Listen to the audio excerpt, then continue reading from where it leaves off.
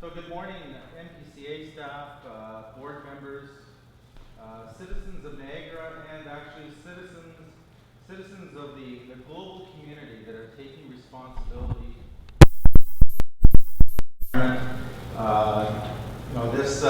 The environmental stuff is coming at us every day. Just driving here this morning, I heard yet again how 90% of the monarch butterfly population has been wiped out. We're down to just 10%. There's so much that we have to do. So my name is Ken Palmatier, and I'm here on behalf of RBC Royal Bank in Niagara, and I'm the branch manager, as you said, of the Pelham community and part of the Niagara management team. But really, I'm here to celebrate the Niagara Children's Water Festival, and to celebrate in particular a terrific and important partnership between organizations like RBC Royal Bank and the NPCA with a special presentation and our donation.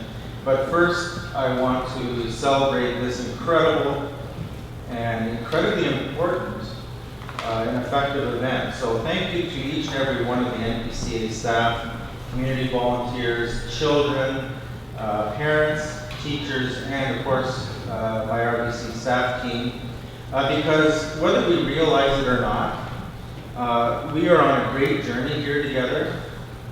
I truly believe that when we work together, business, government, teachers, families, children, and great organizations like the NPCA, that we can make a difference in our communities and in the world, and make them stronger and frankly make our lives more meaningful. So thank you to each and every one of you. I want to highlight how special this event is, in particular in the people that are involved. With it, we are investing in our children and in the future and in water and the environment. What better use of our time, if you think about it, that there can be. So that's what makes this event such a great one, and one that's really in line with two of RBC's top charitable priorities, children and the environment. For those that have not been able to attend this event before, I can tell you that all you have to do is look at the children at this event while they're learning incredible lessons that they take back to their families and communities. And you'll know why this event is so effective.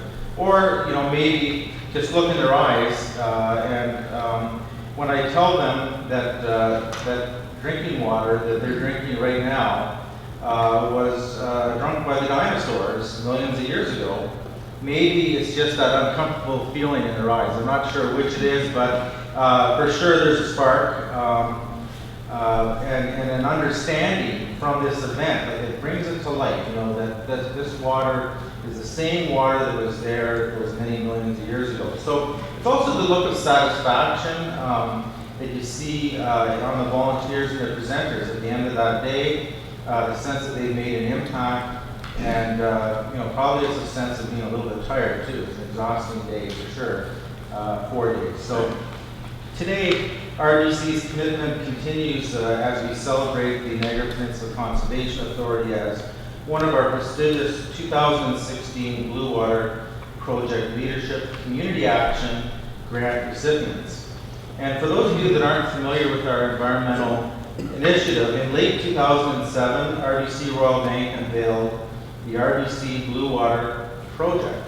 And this is a 10-year, $50 million commitment to ensure people from around the world, including Canada, will have clean, fresh water today and tomorrow.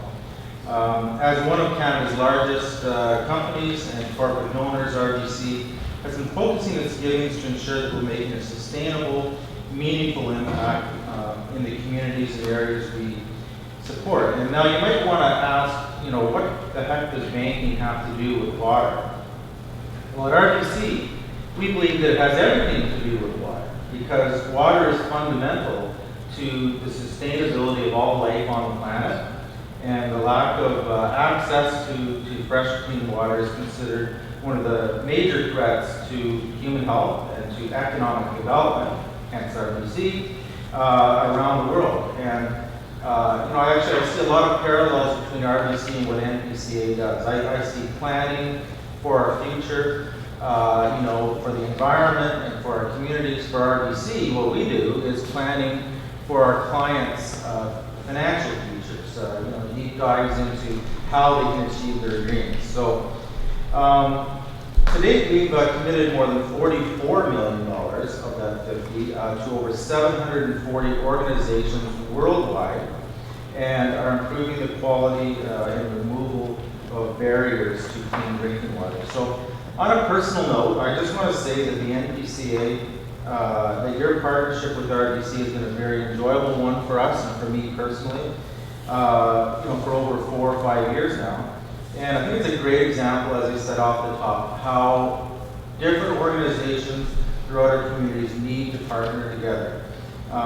This year, again, it was a real pleasure to have a large team of 14 RBC volunteers at the event over the 4 days, and like I said, it demonstrated shared value between our organizations and our staff. So I'd like to thank all those RBC volunteers for their passion of living our 2 priorities of supporting the environment and children.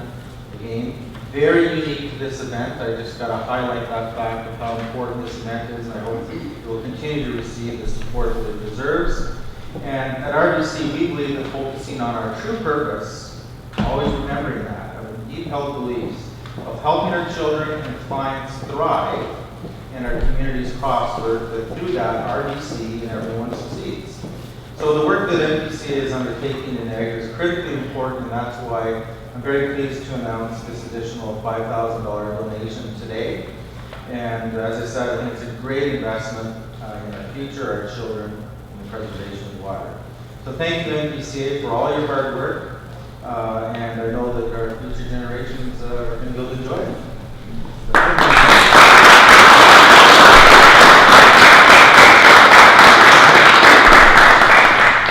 Thank you, Ken, for your presentation and for your staff's volunteer participation in our Children's Water Festival. I appreciate if you would leave your notes with us. We'd like to have them on the record. You make a very clear point about the need for the participation of business in the work of conservation authorities. So thank you very much for that. Well, maybe we should stand. We will after we have 2 presentations, and we're going to do a little bit of take a 5-minute break and do the big fact check presentations outside in the sunlight and in the context of the authorities property here. So we'll take a 5-minute break, we will do that. But I want to continue then with the Ontario Power Generation. Ms. Jennifer Grossi, Corporate Relations and Communications. Well, she's one up to now, $5,500 check. Oh. Good morning, everyone. Thank you for having me this morning. On behalf of Ontario Power Generation, we're pleased to provide support to both the Envirothon and the Niagara Children's Water Festival. We provided $1,500 to the Envirothon, and also a couple of our staff members, I believe, attend to judge the children's participation. So great opportunity to be able to talk about our environmental initiatives. And $4,000 to the Niagara Children's Water Festival. We've been involved since inception as a founding sponsor. And I myself have attended for the last 8 years, and every year we walk away with a sense of pride in what we do, but also it's a great opportunity for us to support the kids. And really, it's a fun day at the office for everybody. We get our staff involved, but we learn about too what we lack in the community in terms of providing education to the children on water safety. So thank you very much for having me this morning and for our involvement. And $5,500 to the Niagara Peninsula Conservation Foundation. Thank you.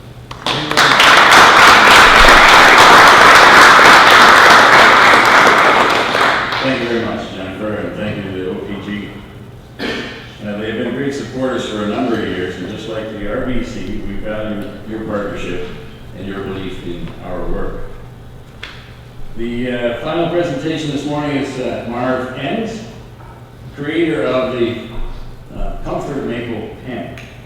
The foundation distributed a media release about the Comfort Maple pen last week, and it appeared in dozens of newspapers and online news sources literally across the country, including the Cape Breton Post, I believe that's down east, the National Post, the Winnipeg Free Press, and the Penticton Herald.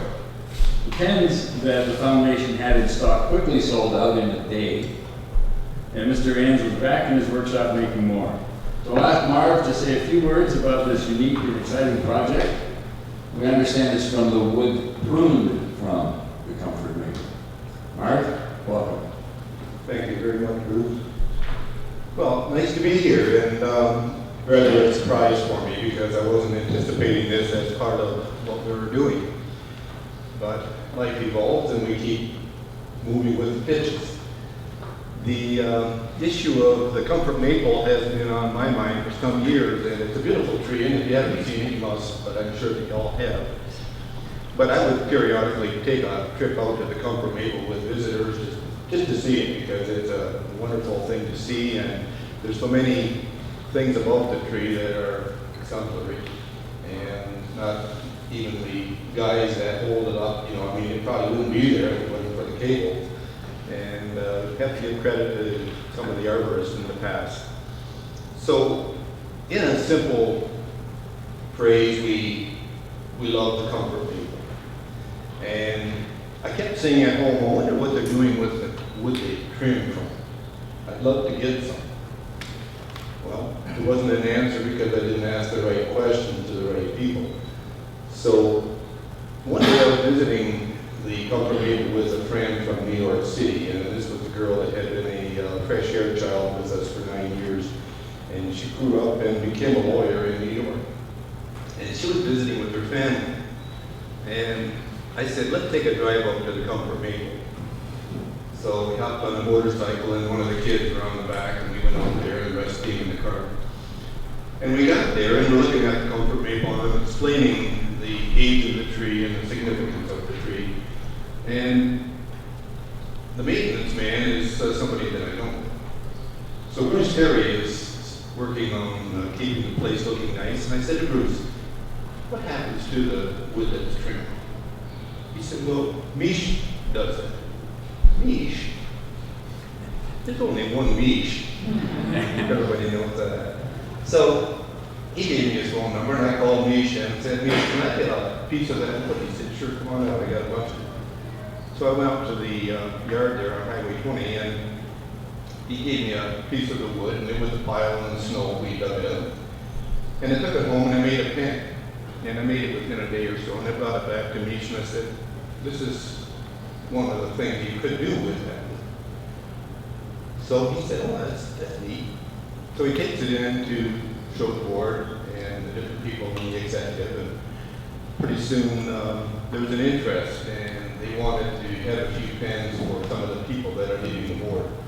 So I made 13 at that point.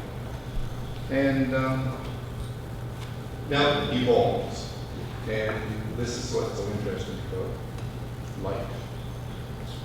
So Gary and I started talking. Gary was in charge of all the issues of the Comfort Maple with regard to this. And so we started talking about, couldn't we get a fundraiser going with this? This is an excellent opportunity. So we talked about it with the board, and yes, that was of interest. So I took a bigger piece of the wood and made a bowl, and then I built a stand that it should go on, and it sits now at the front at the center. And the issue is that the wood is beautiful in itself. Maple is an interesting wood, and it comes down to, because Mish had left it out in the weather, a lot of the spalting that goes on within a tree as it starts to break down makes it an interesting piece of wood. A real nice piece of brand new maple from Turkster lumber isn't that pretty, it's just blonde.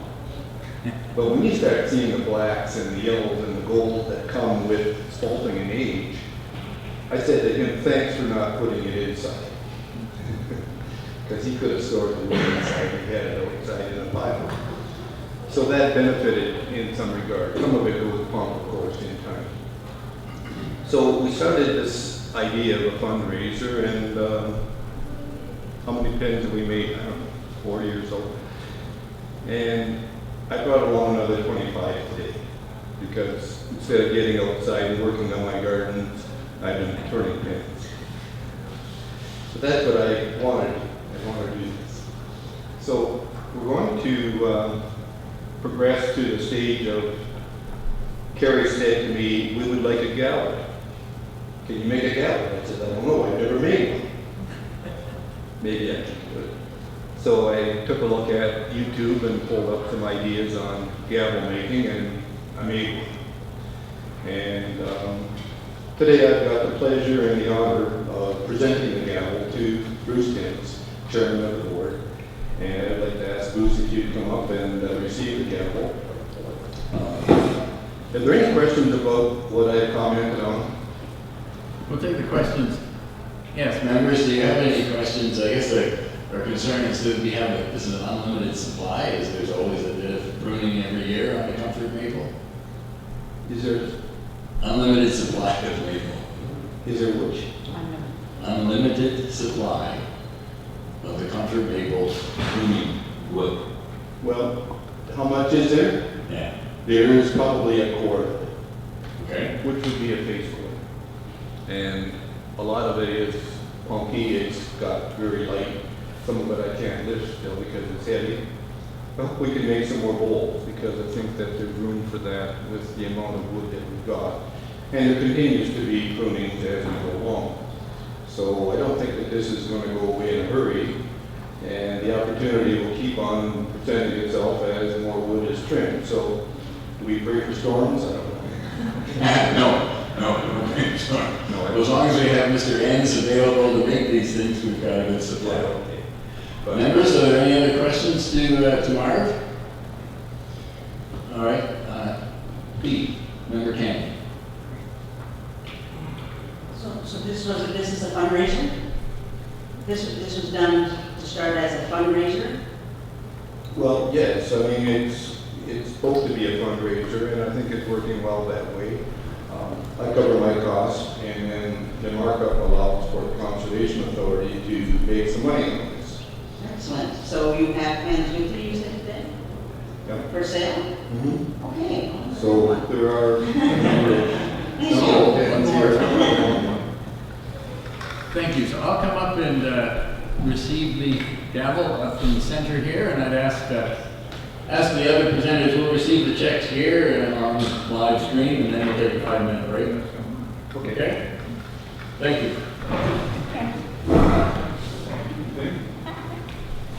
What do you need? I'm gonna collect your chant and your check. Yeah. Where's the best place? We'll do that.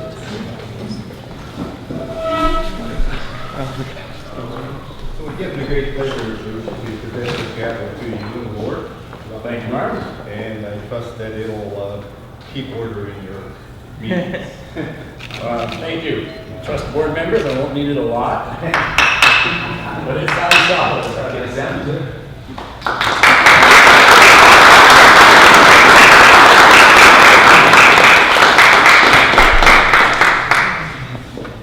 Ken, would you like to show us the money? Yes, present it.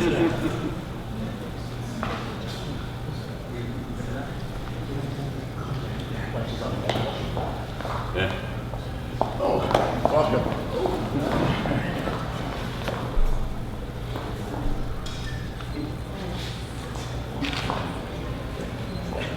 Thank you. Okay. Thank you very much.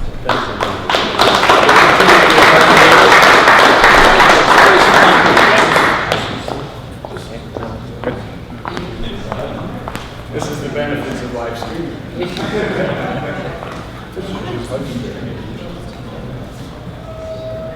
Okay. Thank you.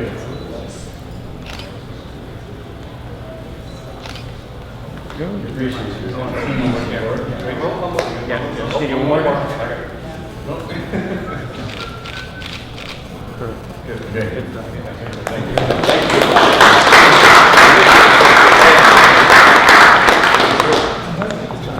we're gonna go outside for a minute?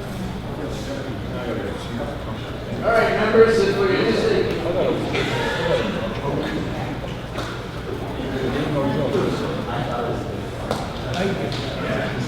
Sorry, we'll just take another 5 minutes, we'll take the pictures outside and then reconvene. Hopefully, the rest of our members will join us.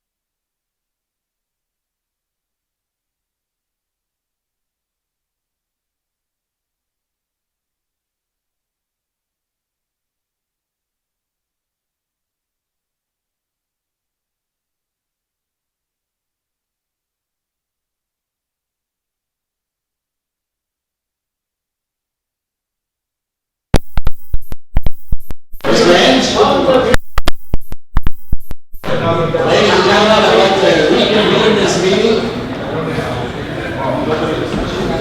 That could work again. Looks like we do need a gavel.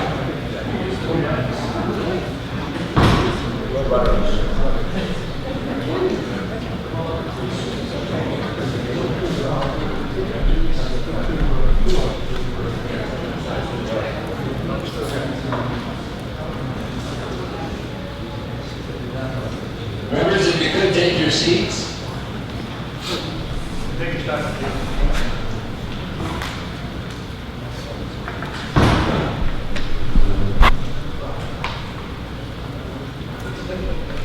Well, thank you, members. We are reconvening, and I do want to take a minute once again to thank our presenters from the RBC Blue Water, Kim Palmatier, the OPG, has presented a check for $5,500 for their support for the Children's Water Festival.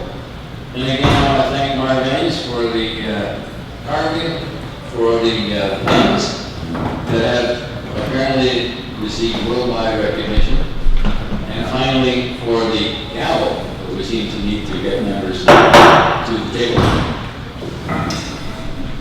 Thank you. So we'll resume with the next item of business. Members, they ask for a motion to approve the minutes of the full authority board meeting of May 18th. And also, we have in your package the minutes of the Cave Springs Committee meeting of April 24th. And we will get a further report on that, the motions that came out of that meeting later in our agenda. Mickey, moving the minutes of the full authority meeting of May 18th be approved as presented. Seconded by Member Dart. That the draft minutes of the Cave Springs Committee April 24th be received for information. Members, are there any corrections or errors to those meetings you'd like noted? Seeing none, then I'll call the question. All those in favor? That's carried. So members, is there any business arising from those minutes that is not already included in the agenda of this meeting? Well, seeing none, then we'll move to the correspondence items. We have 5 different items here.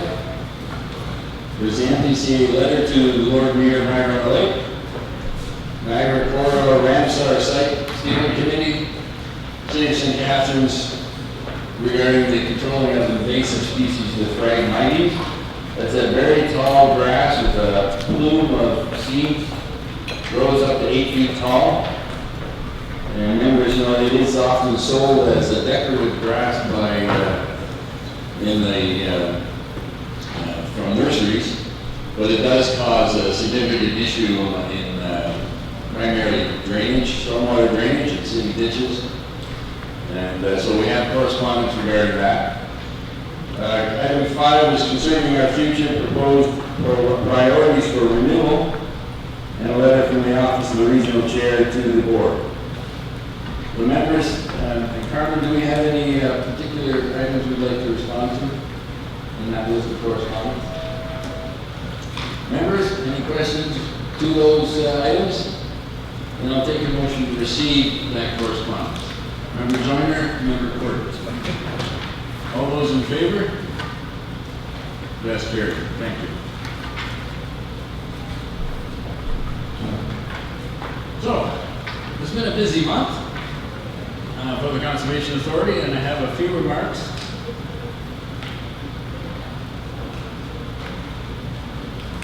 I am pleased to report, as members may have seen in the media, I'm pleased to report that the regional staff recommendation to not ask the NPCA for an audit of its internal control was supported by a vote of 5-2 at committee and 18-10 at council. We did take the opportunity to provide a history of the actions of this board and this administration to address the issues raised by councilors with regard to our internal controls, some concern about financial report irregularities of the past, including what they was termed inaccurate apportionment of Niagara Region's share of the levy. We explained how this board and administration was addressing these issues, and council voted 18 to 10 that staff not proceed with asking NPCA to do another audit. And at the same time, received our audited statements for 2015. There was a discussion, and Mayor Easton and Regional Chair Casson asked the NPCA for a communication strategy to address the public concerns about the work of the NPCA. And I will discuss this further with staff and board members in the coming weeks. And the simple and easy start is suggest we start with the widespread distribution of our annual report for 2015. It does address the number of successes of the Conservation Authority for 2015 and the good work we have done. So I took time to chronicle these actions and this administration to address the issues of the past that seem to be the focus of some of the interest in further audits of the NPC operations. I'll say it again, the council voted not to spend their audit budget on internal controls of the NPCA 18 to 10, which I think concludes this matter for the Niagara Regional Council, and we're pleased to see that result.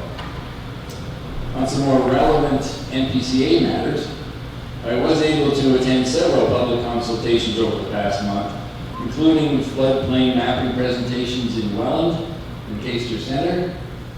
There was another one Monday in Niagara Falls, Mayor Diabati. I think that went well. The presentations were well received, and there were some good questions asked and answered in most of the presentations that I attended. Member Beattie and I, and Member DeFrucia's delegate, along with Mr. Reels, attended a great event in Welland last Saturday evening. It was called a Night of Wetlands and Jazz Bands. I was pretty pleased to see the jazz band from Holy Cross High School of St. Catharines was the early part of the entertainment. It was put on by the Niagara Land Trust. The NPCA supported this event and the efforts of the Niagara Land Trust to build and steward community forests, wetlands, and agricultural lands for perpetuity in the Niagara Peninsula. So we share that common goal with the Niagara Land Trust. And we did our best, Stu and I, to bid up some of the silent auction pieces. And the Conservation Authority supported a table of seats at this event, and we're pleased to be part of that general of the presentations, or the event. We didn't present, fortunately. This time we didn't have to do any presentations. We did hear a presentation from Stephen Hounsel, who is chair of the Ontario Biodiversity Council. And his topic was mainstreaming biodiversity, sustaining people and their livelihoods. Biodiversity offsets or conservation banking were also discussed within the broader context in his presentation in the role of business in both conserving biodiversity and becoming a key player in restoration action. So I did take the opportunity to invite Mr. Hounsel to make his presentation to the NPCA board in the near future. And I suggest to the board that we may want to include a staff presentation at the same meeting.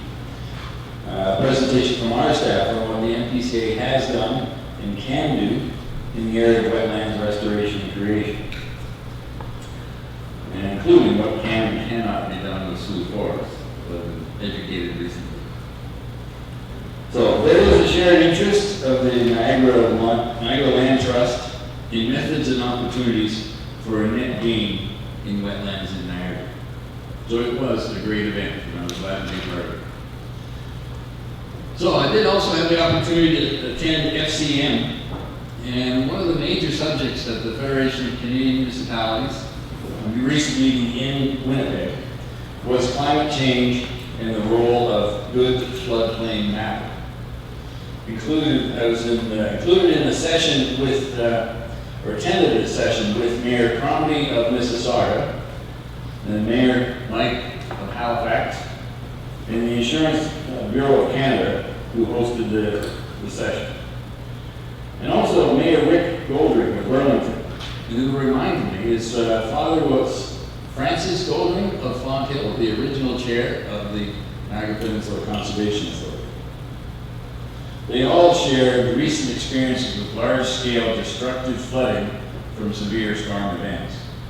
So there was a discussion of the need for mapping, for larger stormwater facilities, resilient city design principles in planning and public works, and a request for the IBC, that's the Insurance Bureau of Canada. They have a detailed mapping of high-risk areas based on claims registered with the insurance industry. So I think the opportunity of matching up their claims history with our floodplain mapping and the municipalities' infrastructure works provides an interesting opportunity to combine all of those data to help municipalities prepare to be more resilient for the increasing severity of storms and the changing of the climate that's being experienced across the country. Also had an opportunity to attend the Provincial Conservation Authorities Act June 9th engagement session in London. I understand other members, Carmen and staff, attended in Markham on Monday. In London, I was joined by members Quirk and Beattie and CAO Carmen and Peter Graham. It was a very productive and interesting session.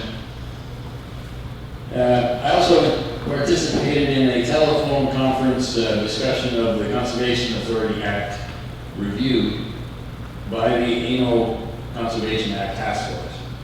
And we discussed a draft report that will go to the ANO board. The focus in that discussion was on the MOUs with, between the municipalities and the conservation authorities.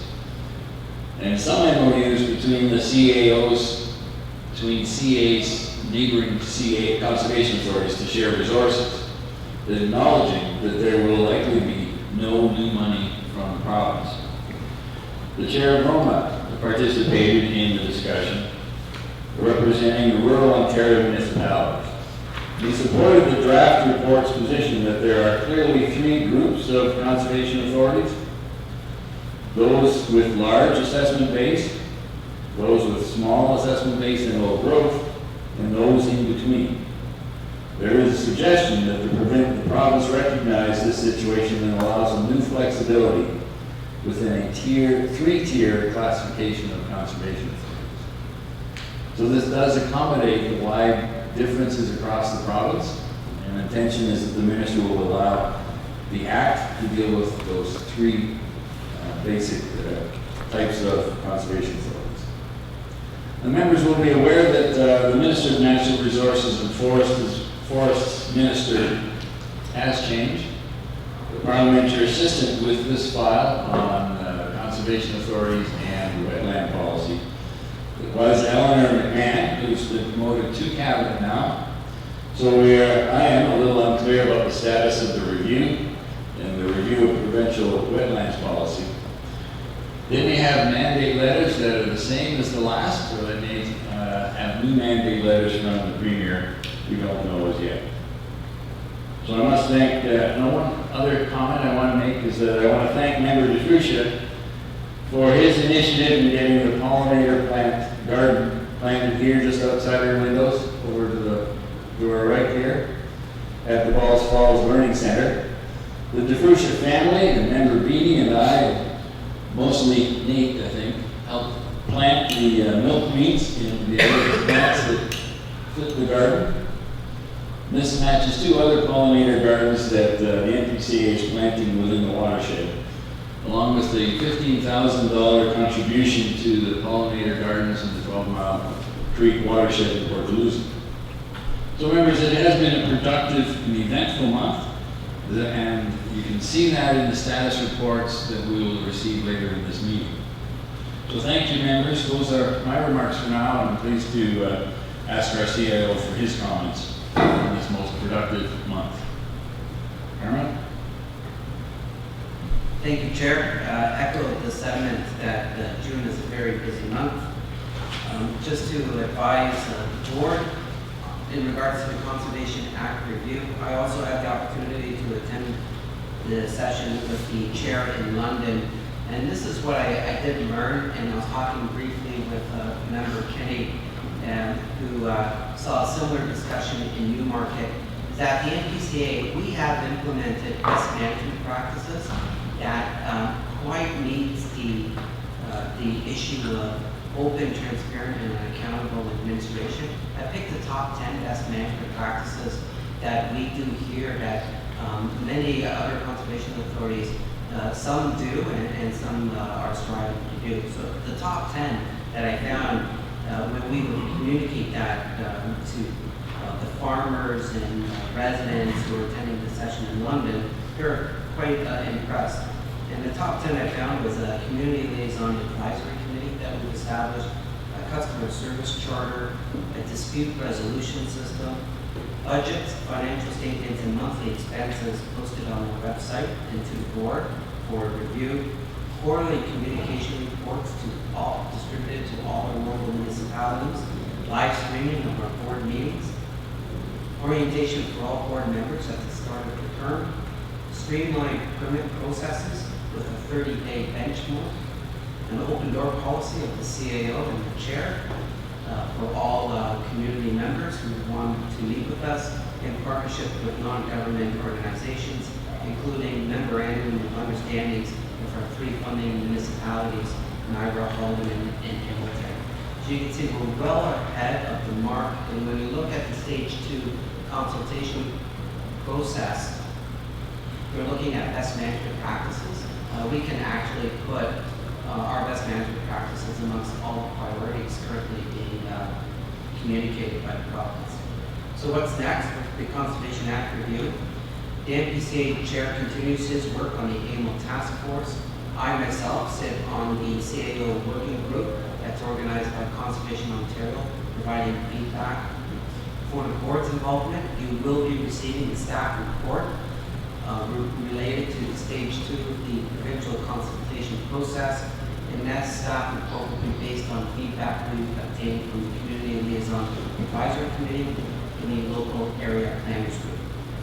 And then finally, the NPCA chair and myself will be providing comments to the submission from Conservation Ontario to the province. The second major project of the province impacting the NPCA is the consolidated review. That's the Greenbelt Plan, the Niagara Escarpment Plan, and the Wolf Plan, including the Oak Ridges Moraine. I attended the open house session in St. Catharines yesterday evening. Also, staff today are attending a technical session that's hosted by MNRF. Given that I'm here today, I'm going to be attending the technical session that's scheduled for Hamilton. And this technical session is a more deeper dive in the proposed changes to all of these reviews that are currently being done. I do know that the local area planners, which includes the NPCA, developed a list of priority questions in order to ask the provincial staff today at the technical sessions.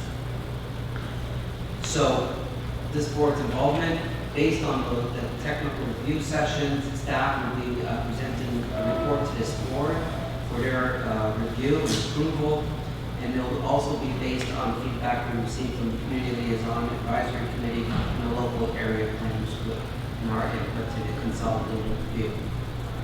In addition, the NPCA chair and myself also will include any comments being submitted by Conservation Ontario. The job evaluation process. So as directed by this board, HR has retained the services of a specialized HR firm to conduct a job evaluation for all non-unionized staff.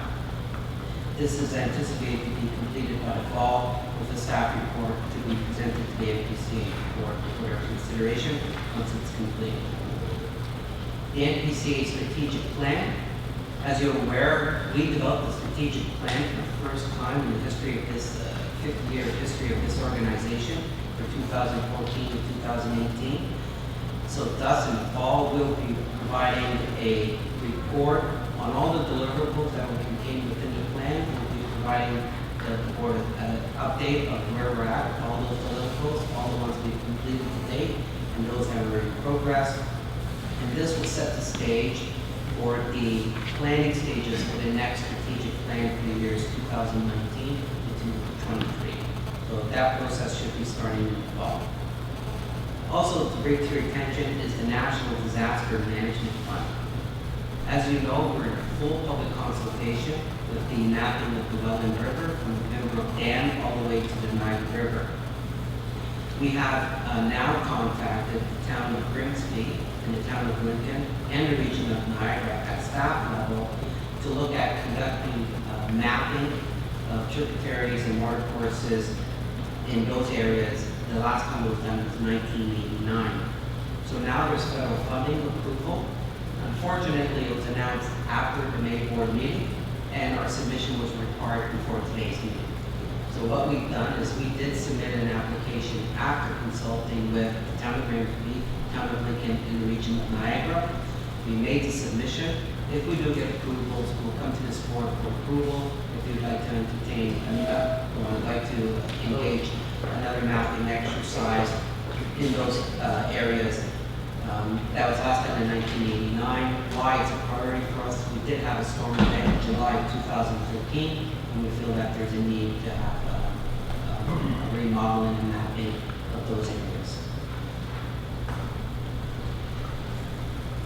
The events that are scheduled is we are now in the planning stages of the 2016 Thanksgiving Festival, 2016 Second Annual Honorable John Turner Environmental Leadership Award, and we've now entered into a new partnership with Tony Valley Tourism Association for an inaugural event to be planned for May 2017 to feature local wineries and eateries here at Falls Falls. So those are our three primary events that we're planning for. And then finally, the Niagara Escarpment Commission is actually having their meeting here locally in the Niagara region in sometime in September. And thus, staff are planning to bring reports to the board for your approval so we can present to the Niagara Escarpment Commission with the Cave Springs Master Plan and the Falls and a revised Falls Falls Master Plan. Those are my comments. Thank you, Carmen. Members, do you have any questions to Carmen or myself on those remarks? Member Joyner. Thank you, Mr. Chair. Thank you, Mr. CEO, for those comments. I would just like to know how are we getting what Carmen just said out to the public, and what aspects of social media or news, what aspects of media will we be using to convey that message? Because it's a very, very important message that we need to get. Thank you. Carmen, do you have a strategy for that at this point? Yes, and thank you, through your chair, to Mayor Joyner. Thanks for the question. So we do a lot of good work. We have established through the communications department quarterly reports. And so what we're going to anticipate is bringing a lot of these features into that quarterly report for a much broader distribution.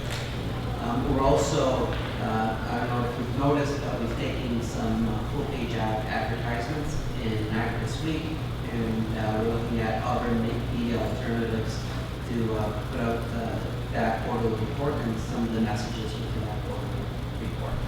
So that's our primary instrument will be the quarterly report for a vast wider distribution.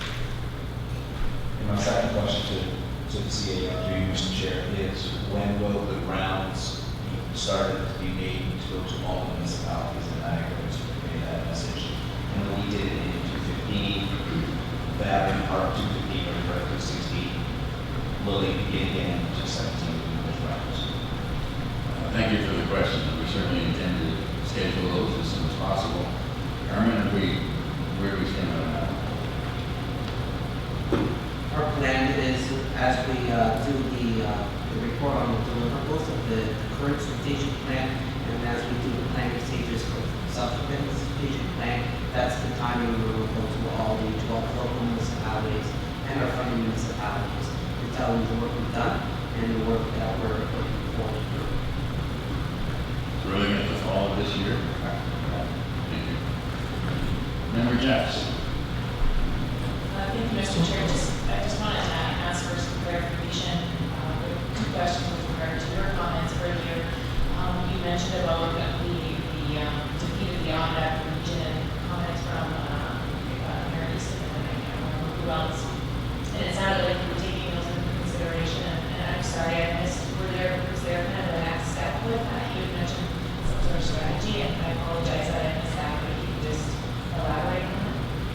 thank you. There was a concern from both Mayor Easton and Regional Chair, and the general membership of the council, that there was a perception in the public that the Conservation Authority needed to do a better job in the service we were delivering and how we were communicating that.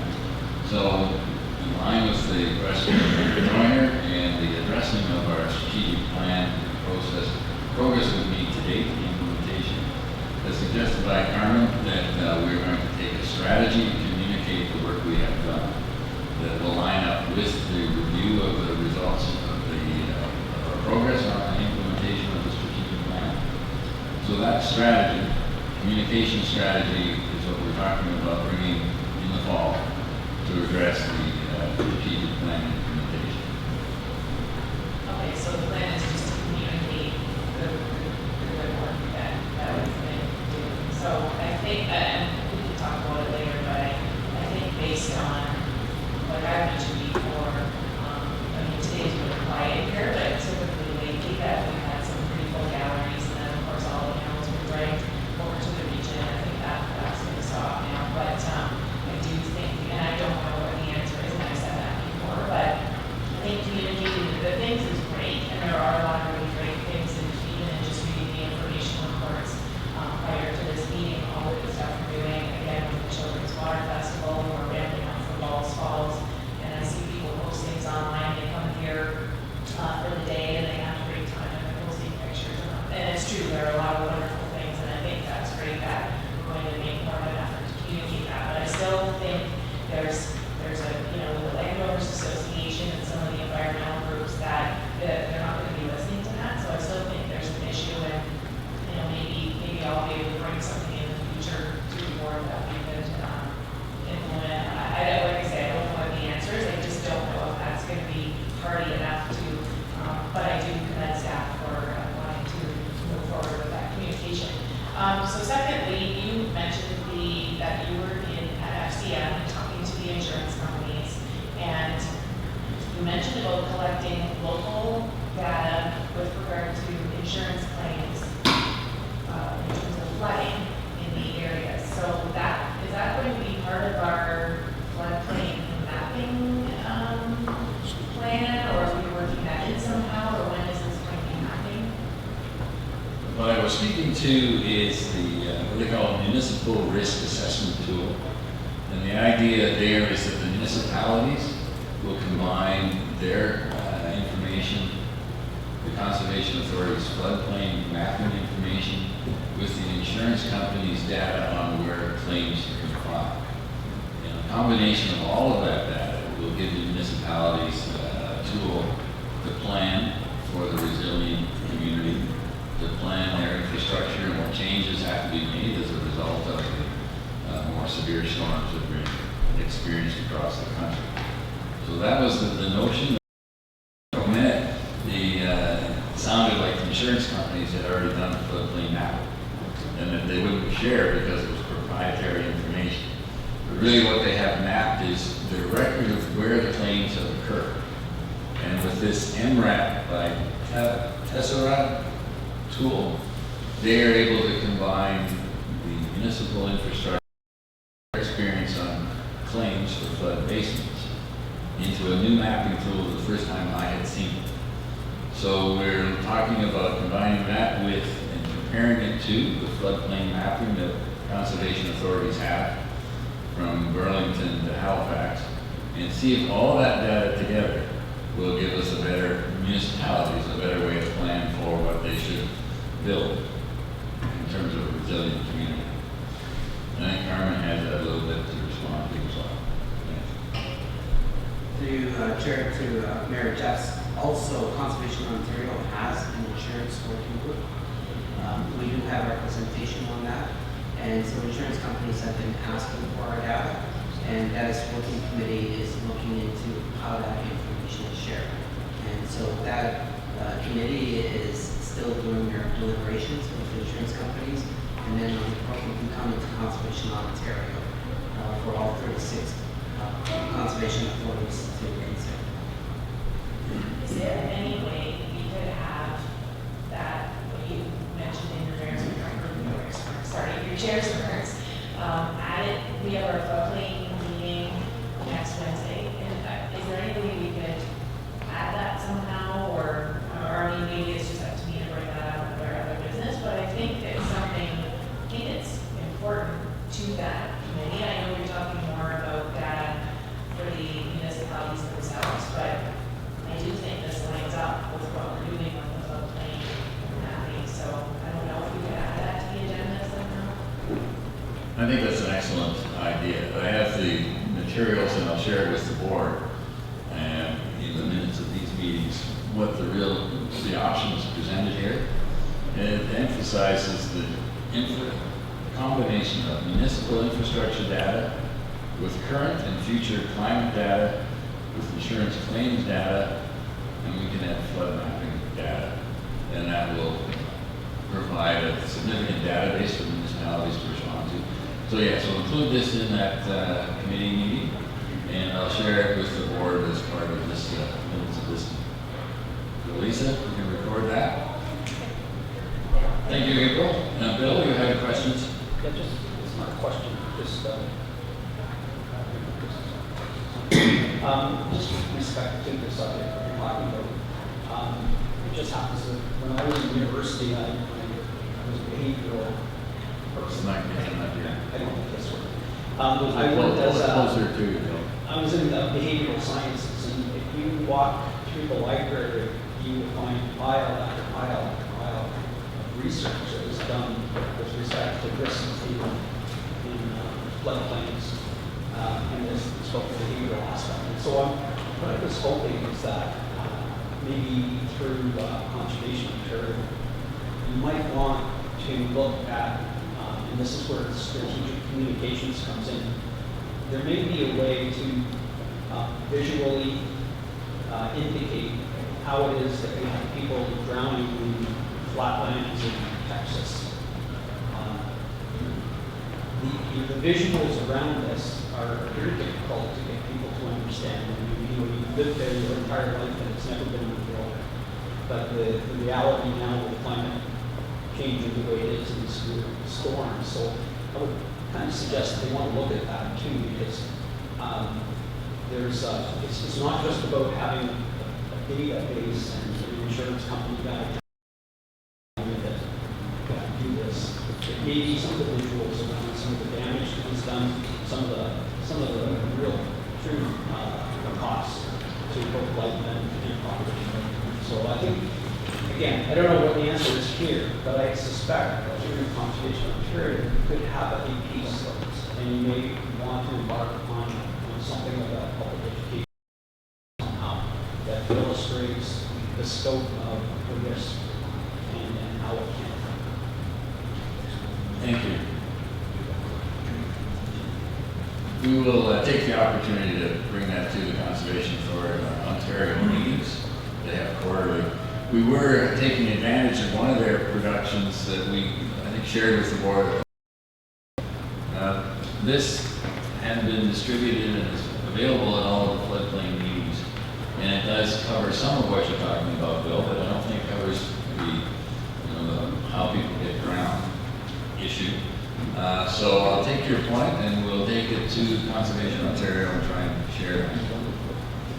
And just before we leave this subject, I want to make clear to the board that I'm working with Lisa. I'm scheduling to meet with the presidents of all the conservation clubs in the region that have expressed their concern about the balance.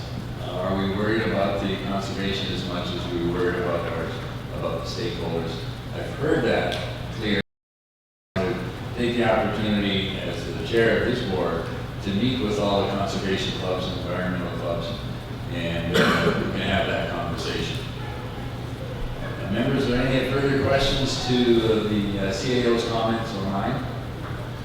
Seeing none, then we'll move to the next item on the agenda. Now, there's practice. It has been to take a blanket motion to cover the project status reports. But for the benefit of the public, I'll list the reports that we're talking about and ask members if you have any questions to any particular status in particular report.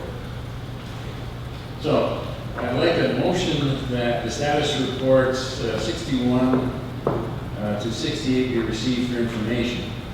And that includes the project status reports on the watershed status report, 61, operations status report, number 62.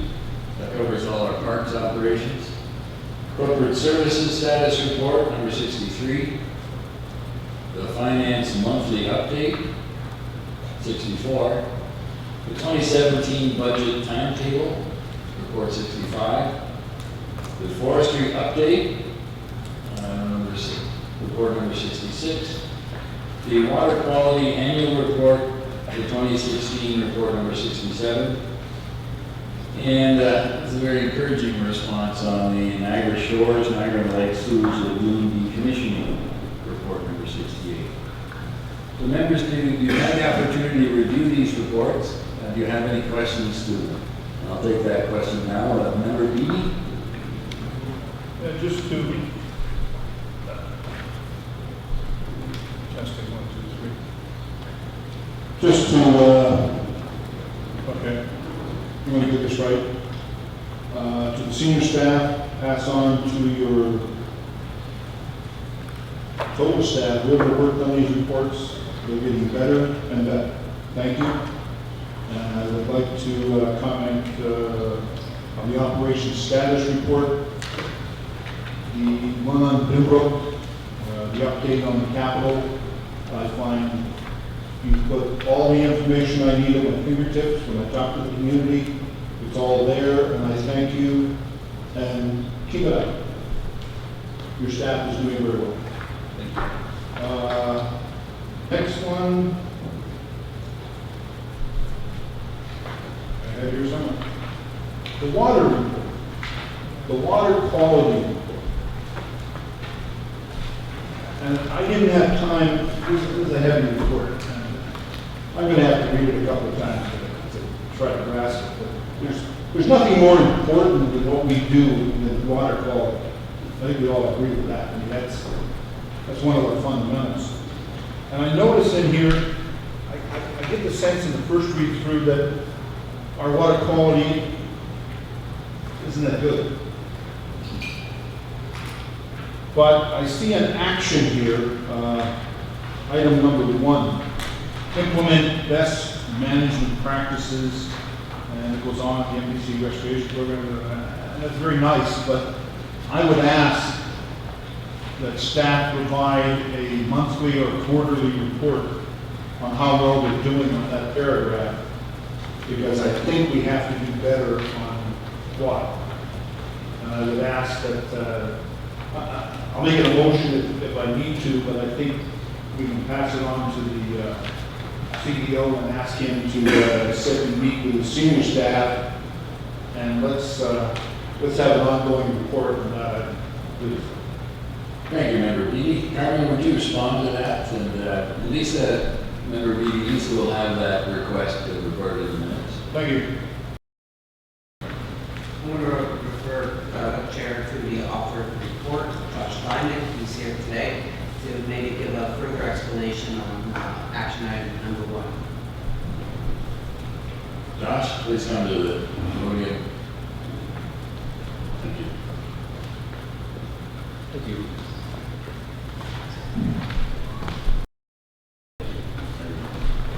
Through you, Mr. Chair, best management practices, the Conservation Authority has a restoration program that does a great job in implementing best management practices. So through our water quality monitoring program, we identify a whole range of issues, but most of them are agricultural issues in terms of non-point source of pollution, and our best management practice is the best tool that can be used to actually address those water quality concerns. So when that action item is added to the water quality report, we are doing a good job. My recommendation with that action is that we would actually expand that program. We can do more. There's room to do a better job in terms of addressing the issues of non-point source pollution in terms of best management practices, working with our landowners, our agricultural community that are out there. Thank you. Member Beatty, are you satisfied?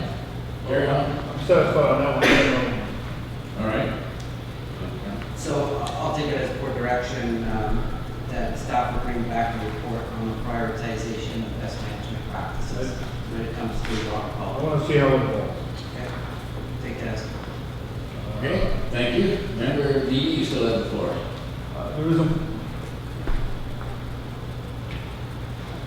There is a memo on Lake Nyatinko on dissolved oxygen.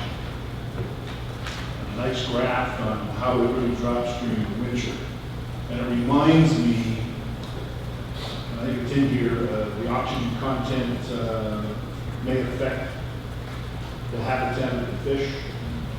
There is a concern that Lake Nyatinko, and we've talked about this before, there's a report pending, but the restocking, the Conservation Club, Democrat continues to ask, where's the report?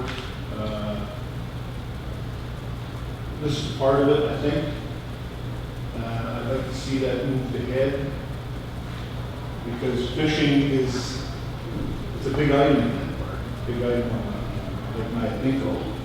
And can we have some, I don't expect it today, but can we have some update as to the health of Lake Nyatinko supporting the fish population? Because I wouldn't want to go and have a fishing derby and there's no fishing on it. It's kind of embarrassing.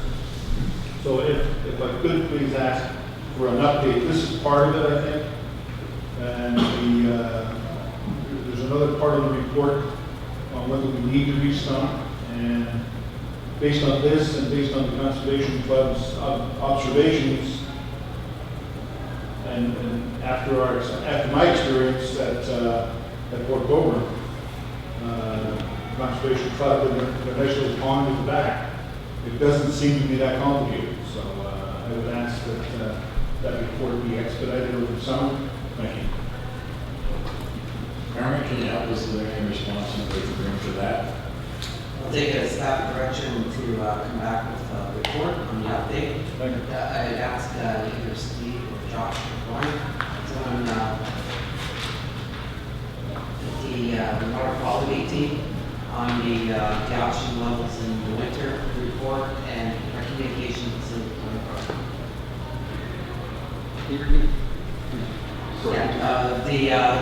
Your study of the oxygen levels over the winter time, can you give a brief update? Sure, yes. We were requested by the Glenbrook Landfill Committee, or Glenbrook Conservation Club, sorry, to about concerns about low dissolved oxygen occurring in Lake Nyatinko because of ice cover in 2014, 2015. And so the flexibility of our program and our equipment that we have, usually most of our water quality equipment actually goes inside because it's winter time because of the ice and we're able to damage. But we were fortunately able to deploy one of our water quality sensors into Lake Nyatinko this past winter. So we deployed it in November 2015 and we left it until about end of February. And we were able to capture dissolved oxygen concentrations in Lake Nyatinko during that period. What we were hoping to get was a nice cold winter in terms of like what we had previously, but we didn't get that. We had ice cover, and if you look at your memo that's inside your report, you'll see where I highlighted where the dissolved oxygen kind of drops in response to, I believe, the ice cover. Now, it doesn't drop below a concentration that impairment to the fish population, but we at least captured that. My recommendation going forward is to continue this type of monitoring for the Glenbrook Conservation Club and for ourselves to keep an eye on dissolved oxygen concentration as well as other parameters that we're actually monitoring during that time. I should say too that just from a water quality perspective, water quality actually improves in the Brook Reservoir, Lake Nyatinko, as it comes into the reservoir. The reservoir is acting like a large stormwater pond, and actually it holds that water, sediment settles out, the nutrients, and some of the biological activity uses up some of the contaminants that we might see that would be flowing if it was flowing directly through. There was no reservoir there. So when we actually have a monitoring station on Tyneside Road, we have one right down the street on Harrison Road. We're actually able to see about 3 or 4 parameters of water quality improvement from the reservoir that's actually improving the water quality. So, but it was driven by the crappie fish derby and the concern that the crappie populations were crashing because of low dissolved oxygen in the reservoir. Thank you. So, Member B then will respond with a staff report that deals with your questions. The health of the pond, the health of the lake, and the fish therein is a concern for the Conservation Authority and the club. It's always one of the features of that park, as it serves the Binbrook and south of Hamilton very well as a recreation and fishing spot. And I remember I've been out some of the crappie fish derbies, and what's the other one we call it? The hard water fishing derby as well. We would look forward to the staff report that addresses that, and hopefully we can continue to improve the water quality in there and deal with the issues as they develop. Thank you. Thank you. Member DeFricia had a question with these progress No, I'm reports. going to pass, but I would like to speak on something on new business. Okay, we'll come to you under business. Thanks, Mickey. Member Kenny. Thank you, Mr. Chair. I just have a question in regards to the next report, 60 and 16. Okay. If you've done this, I just have a question on that. It's just in regards that, I show a little bit of concern. I just want to make sure that the NPCA are still going to be involved in it. It has 3 alternative solutions for that decommissioning of those lagoons.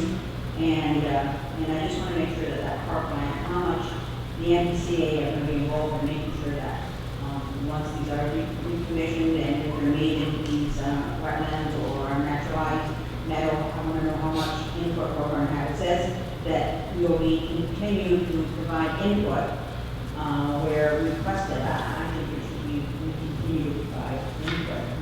Wait for them to request it. I think it's important that we stay involved in this, and I just want to be understood of that.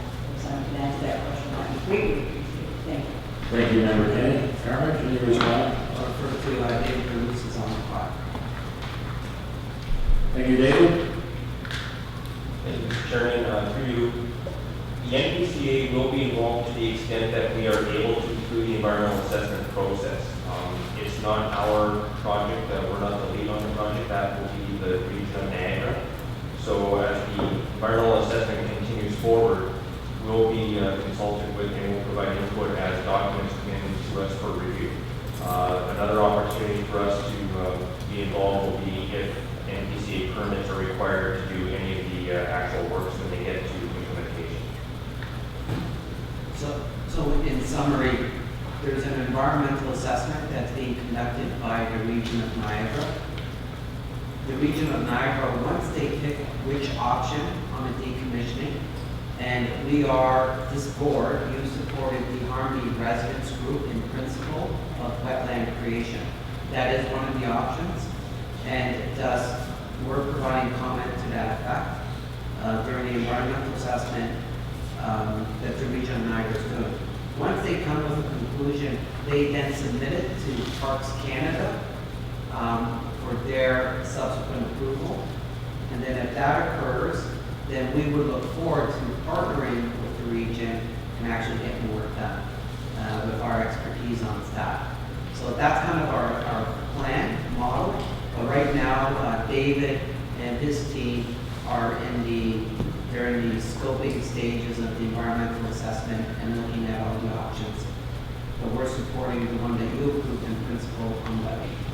Thank you. Members, I need a mover and a seconder for that motion with the status report 61, 62, 63, 64, 65, 66, 67, and 68 be received for information. Moved by Member Dart, seconded by Member Joyner. All those in favor? of that.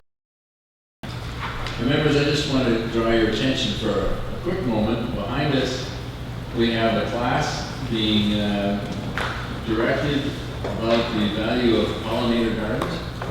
They're going to call this Mickey's Garden. They are replanting some additional milkweed today.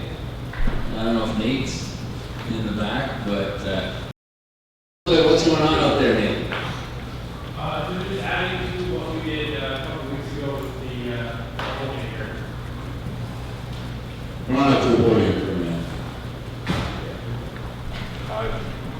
Jill's running a program, and she's educating students on the importance of bees and the importance, and also butterflies, which milkweed. So they're just adding some more milkweed to the garden that we planted. So this garden will benefit both pollinators and the butterflies, milkweed. Yes. Mickey was very concerned that and he brought another 24, I think, milkweed of sufficient maturity that they'll survive and prosper this summer. We'll water them well. And he's giving clear instructions on that. Thank you, Mickey. Thank you, members. Now, the next item of business is the proposed amendments to section 7 of regulation number 2. And that is the regulation on how we conduct our meetings, and the policy, director's policy handbook contains that regulation. I'd ask Carmen to review that before I take a motion. Thank you. The premise of this report surrounds our live streaming. As you recall, the last board meeting, we gave you some draft language, direction to the board to vet it via legal. We have done that, and now what we have in front of you is among the same principles regarding our live streaming, but now in lawyer's language to be included in our regulations. And in essence, it's that it's live streaming. It's not official record of the minutes. Official record is always the ones that are approved by the board. It's for archive, and that the opinions expressed by others outside group as a board and their motions and recommendations, that it's those of the individuals bringing the board. So it's just some the language now that it Thank you. Members, questions to the motion? Member Jeffs? Thank you, Mr. Chair. I was just curious. I've never seen anything like this before. When we did live streaming, the clerk made a couple phone calls and we did a couple quick changes, and that was it. And I know that this isn't something new in Niagara. I mean, most of the council meetings, local municipal council meetings, are either on Cogeco or live streamed as it is the region. So I'm just curious why we needed to get a legal opinion and make these changes, because that was one of the things that I was hearing from the community a couple weeks ago, kind of questioning why. And then did we have a meeting go up publicly and then taken back off? And then I read in here too that we're not obligated to post the meetings, archive them. So those are some of the things that I think where perception tends to become an issue. So anyway, going back to my original question though, as to why we had to get all this, because it's my understanding, like I say, I'm only referencing my own municipality, but it was pretty clear cut, and we have the same sort of presentations and the same things happening in our municipality. So I don't know. I know it's kind of an open question, Carmen, but Thank you, Member Jeff. We did have some response from both sides on the publication or the nature of the live streaming. The difference is that this is available forever after, as opposed to something like regional council that's available on Cogeco for like 3 days or something, and then if you don't tape it, it's gone. So there were some additional issues, and this conservation authority is pioneering the way a bit on the live streaming application. So I'd ask Carmen to respond directly to your question. But it was members of the public watching that were concerned about what was said about them as much as what was said here. So there's two sides of the equation, and that's why we went legal. Carmen? We obtained a legal opinion because it was the direction of the sport to obtain a legal opinion and to further vet the language. So that's why you have it before you. We've under the Conservation Authorities Act, under the Act, there's a section that says that the board shall put regulations on meeting processes. Because we were the first ones when it comes to live streaming, we thought a policy would be required, and the best place to put that policy is within that regulation, and that's why. Okay, so that helps a lot, and I didn't realize that there were concerns from people who had been mentioned in presentations, people who weren't part of the conservation authority. So having said that, let's say there was an instance where maybe some comments were made, and we felt that it wasn't a good idea to post the live stream, like to archive that somehow.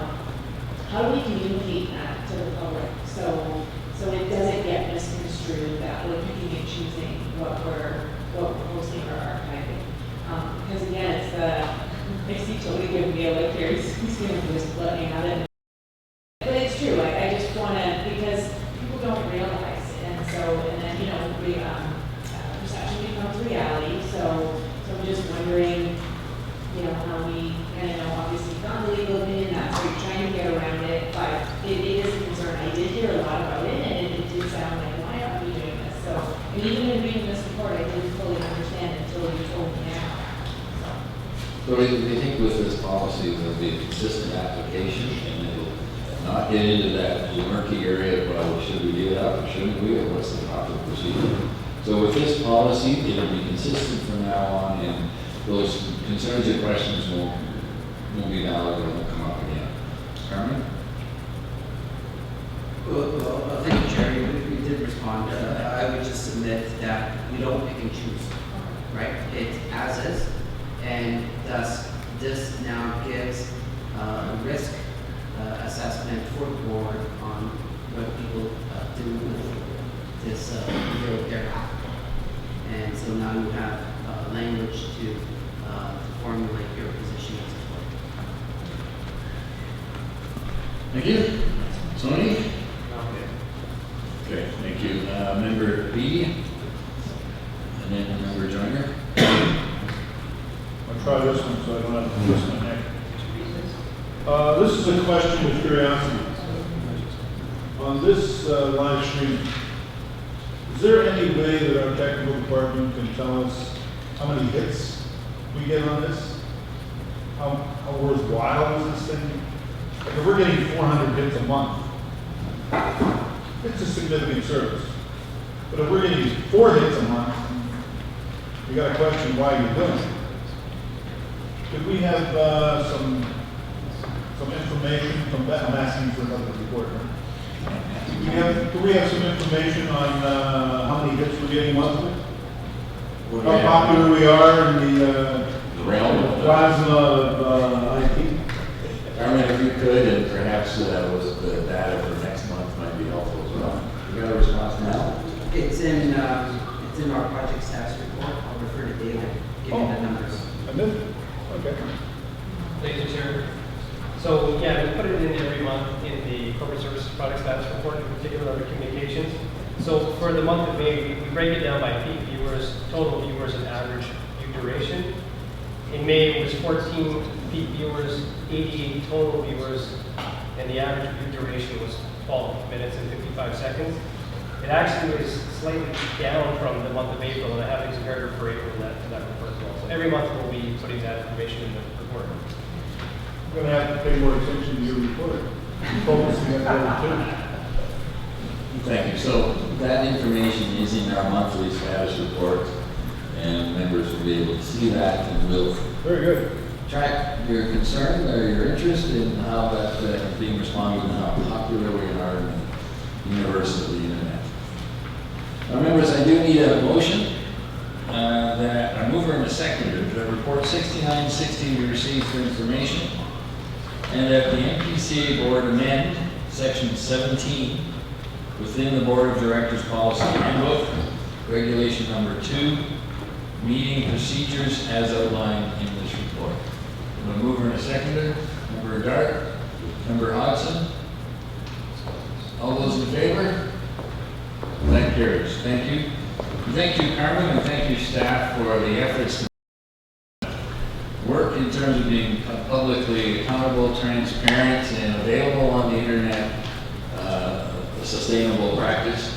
I think we have covered all the legal responsibilities, and that is why I spend a minute at the beginning of a meeting explaining to the public that we are live streaming, and that whatever you say is there for the record as long as the internet survives. appreciate the attention to it, and now I think we have all the circumstances covered.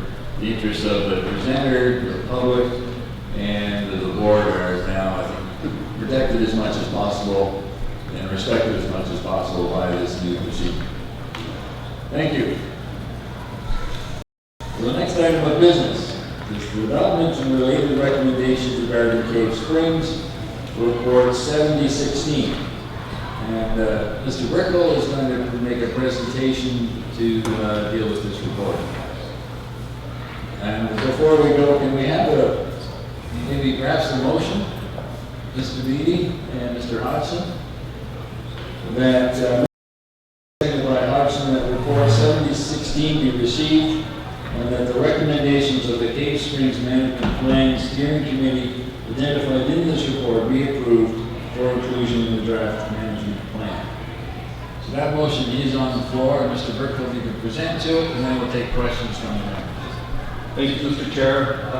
First, I want to point out that circulated these minutes. These are actually the corrected and approved minutes, and I apologize for that.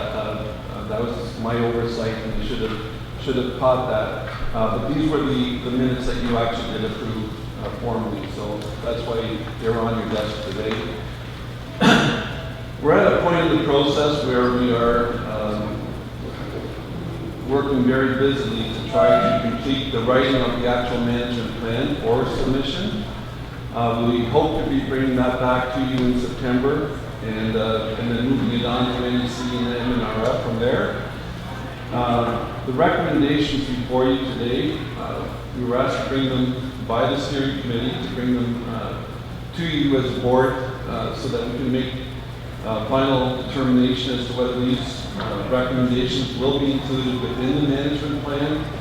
So we felt that was important because of the nature of these particular recommendations that they come before the board before submitting those. So turning your attention, this is the actual presentation that went to the steering committee on March 29th, 2016. Whoops, how do we do that? How do I correct? This is anyone? This is a different setup. It changes technology every week. Yeah, apparently.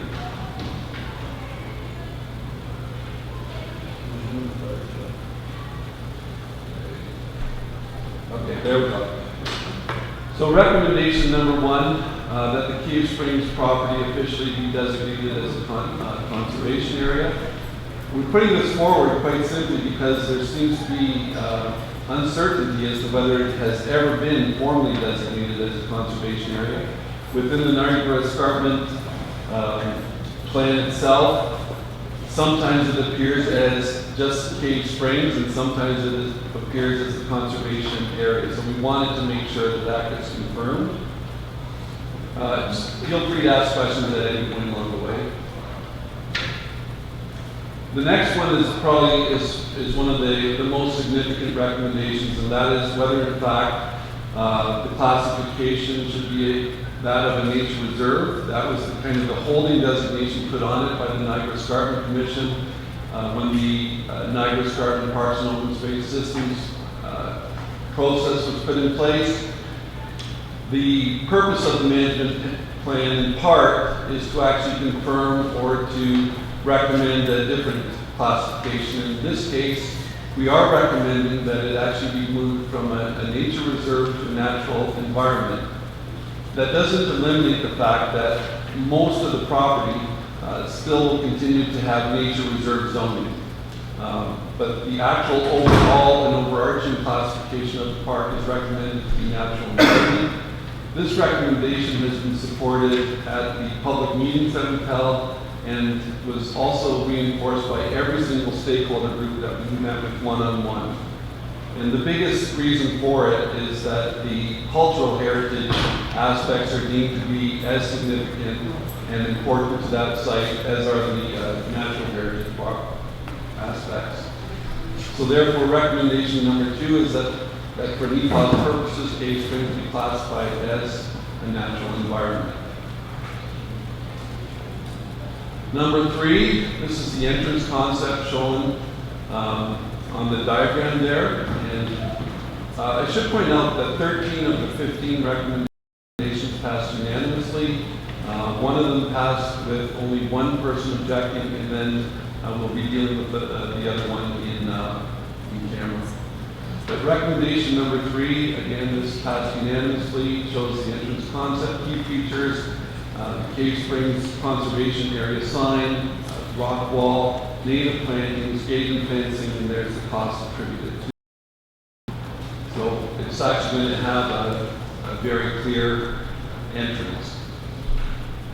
Recommendation number 4, that a permeable green parking lot for 6 cars be established on the property as represented on the adjacent map. Key features: a permeable surface allowing grass to grow, handicap spaces, 16 to 20 cars, native plantings. And this one was really important because to put gravel on that much of the property would really have taken away from the aesthetic of it. Really the permeable green solution was well supported. It was particularly nice to get some feedback from the Aboriginal community who really appreciated that particular recommendation. Recommendation number 5, that the existing barn and surrounding area be restored to be used for special events and meetings. Key features: reinforce the foundation, meet special event standards and regulations, be AODA compliant, new washrooms, improved north-south views, and fencing. And the cost of that was estimated at $500,000. Recommendation number 6, that the gravel laneway from the main entrance to the former Reed House be reestablished. That gravel laneway was firmly there in 2005 at the time of Margaret's death. Key features: allows for emergency and service vehicle access. Cost is estimated at $100,000. Recommendation number 7, that the former Reed House be deconstructed and demolished. Cost is $20,000. And we are looking to reclaim as much of the material as possible, not necessarily to be used in the rebuild, but to perhaps be used, find other ways to make use of those materials, whether that's through arts or other projects. Recommendation number 9, that a new building of similar size be built on the site of the former Reed House, and that a design competition be held to determine the look of the new structure. On that one, there was an amendment. The amendment has recognized, captured in the minutes, that a new building of similar size be built on the site of the former Reed House, and that a design competition will be held to determine the look of the new structure, including that the distinctive gable end of the house be a part of the design competition. And that was carried unanimously. Some of the key features: gathering space for 30 to 40 people, office space on the upper floor, a wraparound viewing platform with interpretive signage and benches, and with washrooms there as well. Estimated cost $800,000. Mark, you suggested you take questions along the way, so Mayor Joyner has a question. Thank you. Mark, I would just like to add in there, are key features AODA compliant? Absolutely. It has to be, and it would be very appropriate to add that. Absolutely. Thank you. Carry on then, Mark. Thank you. Number 9, that a constructed wetland and septic system be established on the Cave Springs property to serve both the house and barn structures. Cost of that is estimated at $150,000. We think that's going to be a really great improvement there. Go ahead, Member Quirk. Sorry, Mark, I know when we talk about our septic systems around various properties, we are already at the point now where most of them need to be upgraded just for the capacity. I think this is going to be one of those places that a lot of people are going to use on a regular basis. So when the design comes in there, are we in a position to oversize it in the anticipation of additional use in the future? Yeah, the detailed scoping of that already indicates that it will be a very substantial size. Visitors are never going to be in the thousands on this property, but at the same time, we will, the preliminary scoping we've done will be adequate for that property. And is that captured in the estimated cost at this point? It is. Thank you.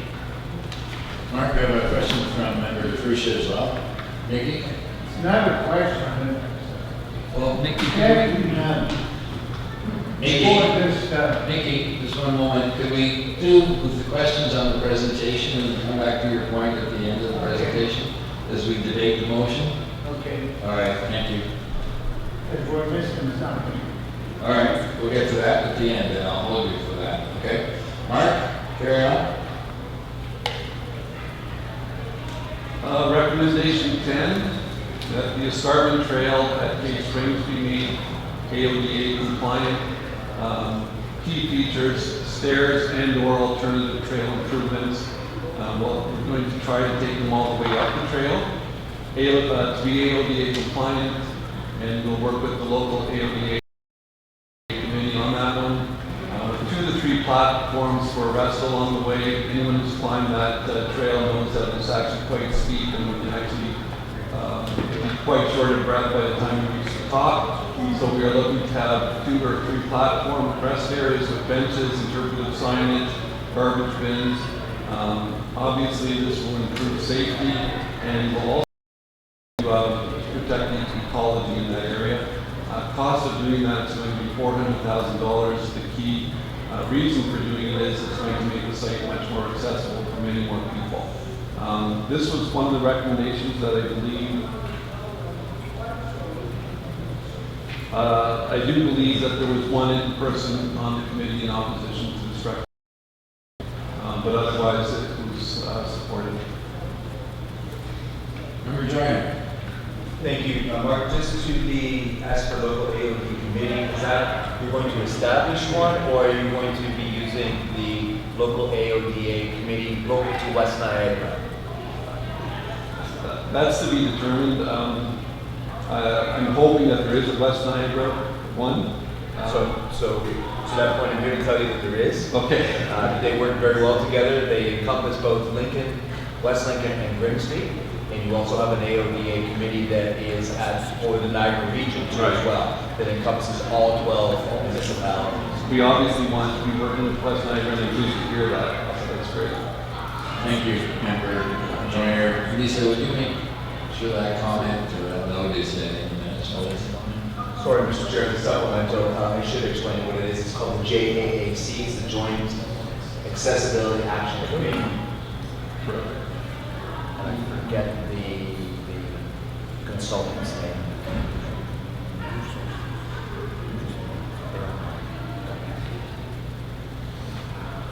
We'll get that name for you so that you know. Appreciate that. Thank you. Carry on, Mark. Recommendation number 11, that 2 small viewing platforms be built on top of the escarpment along the Moose Trail. Anyone who's been on top of the escarpment at that point recognizes that the vistas are just spectacular, and we want to make the viewing of those vistas even safer. So we will install 2 small viewing platforms up there. Cost of that's $120,000 to make sure they're safe. Number 12, that a new entrance and parking area be established along Camden Road. The exact location of this is not yet determined. We're hoping to work with one of the area farmers to slightly relocate that entrance, and maybe we'll have to do a swap of land or something. But we want to stay away from a wetland area up there. But having said that, the establishment of an entrance up on top of the escarpment at Camden Road would be a great improvement. We're looking for room for 5 to 6 cars, another rock wall with native planting, signage, trails to the Bruce Trail, and one of the reasons that we're moving on this one is to actually reduce the amount of illegal dumping that goes on at that point. Cost of that's $40,000. One of the great hopes of this project is that we'll be able to acquire more land. We've identified 15 to 20 acres. Obviously, those properties are sensitive, and we don't wish to share the specific property information or details. However, we have identified 15 to 20 acres of adjacent land that we would like to purchase should they become available at fair market value.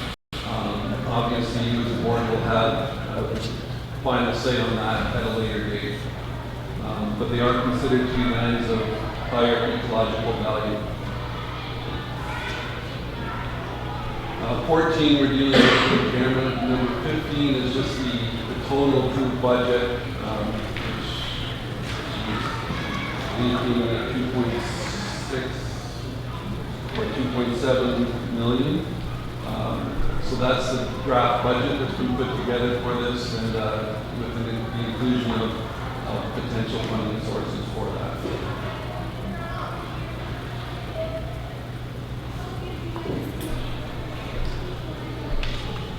That's the end of the presentation. We'd ask for your support.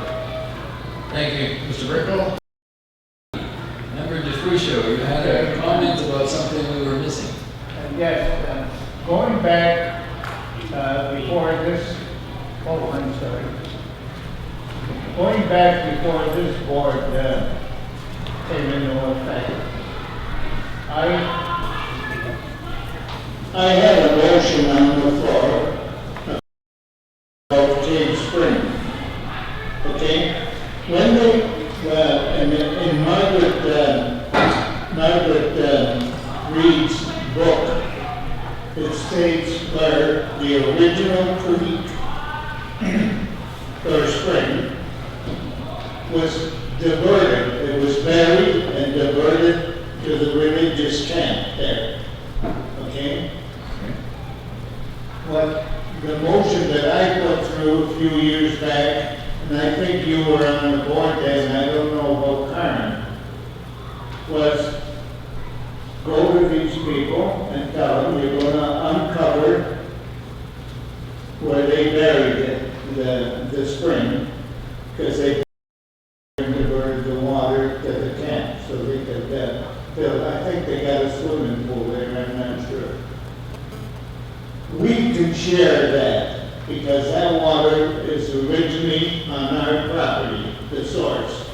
And why are they taking it over when that spring is a natural spring going through the conservation property? And I brought that up several years ago, and they were going to do something about it. And this is the 4th time I've brought this up.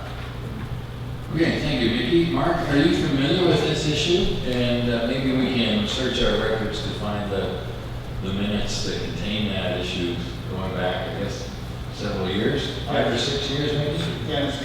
Okay. Mark? I was not aware of that specific motion. I don't know how long, but I know, I don't know if Mr. Burke or Mr. DeMario was CIO at that time. Okay. I know Carmen wasn't. Right. Okay. It sounds like it. But that spring was originally on our property, and they buried it, put a pipe in there to run the water to the camp. That's fine, but we can share it. Okay. You hit your button. If I can just, There we go.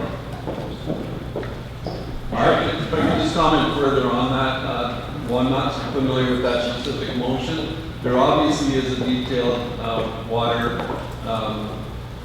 study that's been done on the property. There's going to be a number of recommendations that will come forward specific on that, but it's not part of this particular report. What Jamie has reported is that the water quality is actually very good, and with treatment, we actually could be using that water on our property. So. Okay. I think Carmen has some knowledge on this. I wasn't aware of the issue, but what I'll do is we'll refer to Peter's team under regulations and to look into the matter in terms of our adjacent property and the course. So we'll have our regulations look at it. And if you would, Carmen, could we review, go back a few years in the minutes and see if we can find Mickey's motion? Okay. Thank you, Mickey. Yes, and the second part was, this board was here when I made that motion or put forth that motion that Cave Springs become part of the United Nations biosphere. We were supposed to write a letter in that effect. And the second motion was investigate through, what's their name, National Geographic. That was just a proposal to investigate the cave and see if there's really a lake in the book, or her book, that there's a lake when you go in a cave, the Cave Springs. Okay, thank There's you. supposed to be a lake in there. Yeah, we're looking forward to finding that lake. I think I remember your concerns on those issues. Carmen, can you respond and bring us up to date on that? The Niagara Escarpment is designated by United Nations Biosphere. So Cave Springs being part of the Niagara Escarpment, we are under that designation Yeah, of but, biosphere. what I'm saying is we should advertise that. Okay. There is signage all along the escarpment designating it as a World Biosphere. We'll do some homework to find out if there's any of those designation signs in the Cave Springs. We'll do that. And then the second on the National Geographic, I do recall your request. We'll follow up with that. Yeah, because if there is a lake in there, we'll be millionaires. We This look boy forward. will be millionaires. Well, maybe the authority will be a millionaire. Only if you use dynamite to find it. We've had someone try that, eh, Bill? Someone's already tried that. Mark, do you have further response for us? To both of those points, one of the exciting things about the management plan is that we will be coming forward with a whole number of initiatives and recommendations aimed at promoting the UNESCO Biosphere Reserve designation. It's going to be one of those sites where we can tell that story. So I look forward. With respect to the National Geographic suggestion, it continues, it will be within the plan that we continue to monitor for such areas where we can enter into the property. We've not yet identified an area where there's likely to be any kind of underground. We are continuing to monitor for that through the plan, and if we find of any such places, then obviously we will explore further. Thank you, Mark. Members, the co-chairs of this committee was Bill Hodgson, that's in the town of Lincoln, and member Beatty. Gentlemen, do you have any comments in support of the motions and recommendations that you'd like to make before we put the motion on the floor? Member Hodgson? Well, I'll just make a comment that the committee has worked long and hard on this one. I did the Binbrook Master Plan, and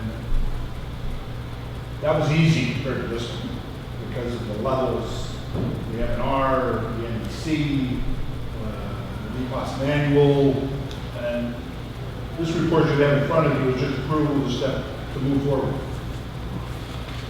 The next one is it has to be incorporated, eventually all has to be incorporated into the NIPOS presentation. That has to go to the NEC. They have to say, yes, we like it. They don't have to approve it, they just have to say, yes, we like it. And then it has to move forward to the MNR,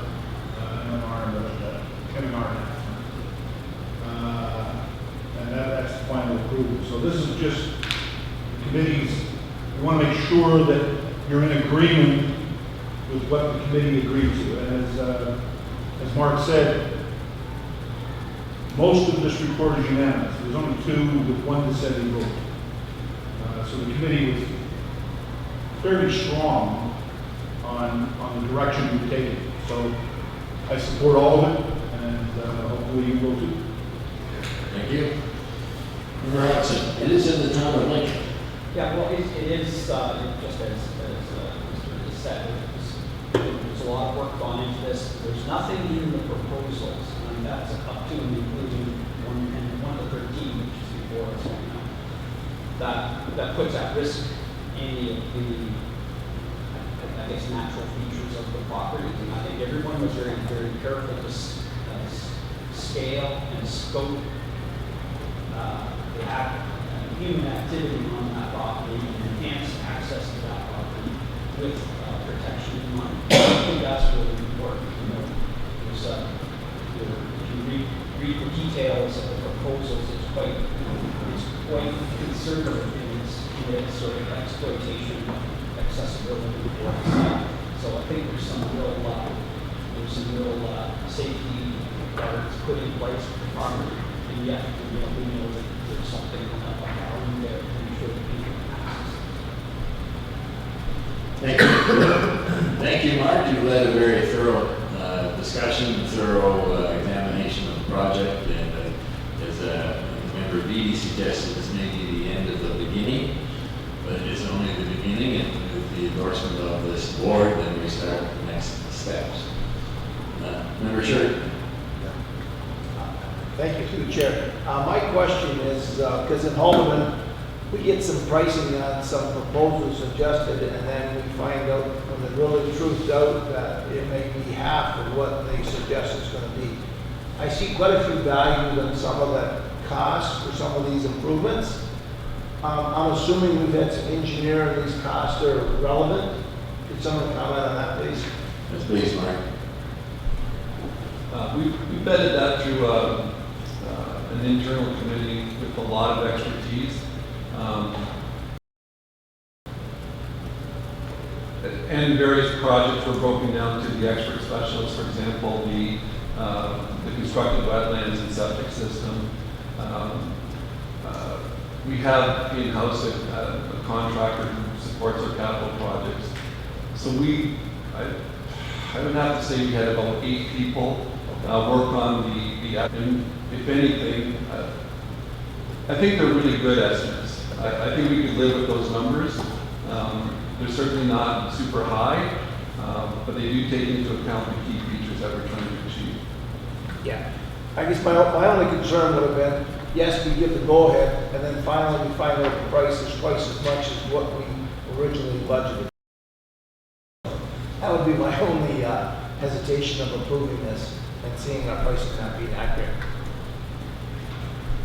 Thank you. That's a hand over here. Okay. So, members, what we need is a recommendation to receive, but we do have one of the recommendations, number 14, that we will be dealing with in camera.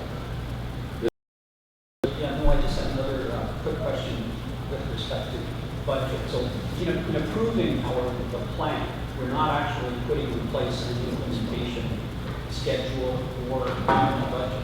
I've always assumed that. What we're trying to do is provide the information and the best estimates. And this would obviously then be back to the board stage any kind of development and to get a much more accurate budget in place for each year going forward. Assuming that. Thank you. Carmen, do you have an additional comment?